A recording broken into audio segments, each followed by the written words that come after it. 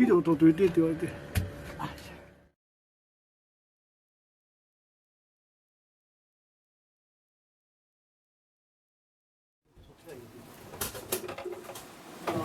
あ、これ。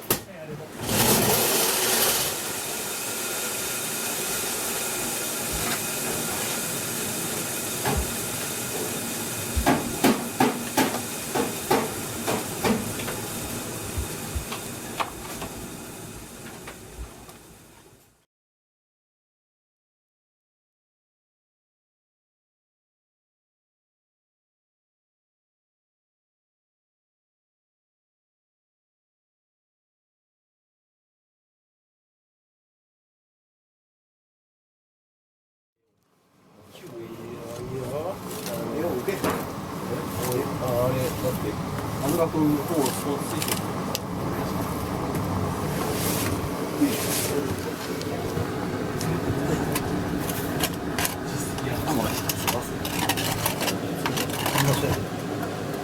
これはもう16か。監督さんが理由聞いたら、まあ野球はチームワークや。個人のスポーツやったらな、自分の個人のそれが無理で、チームワークのスポーツそれがあるからな。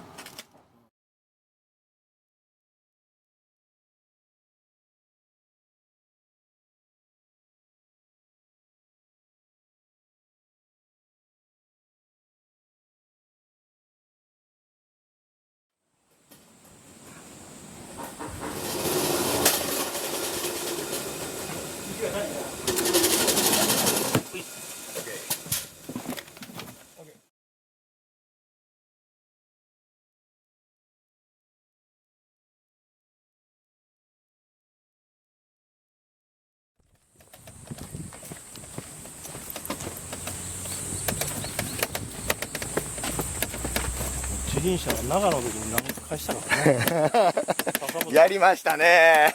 まあほとんど笹本バテてもらっ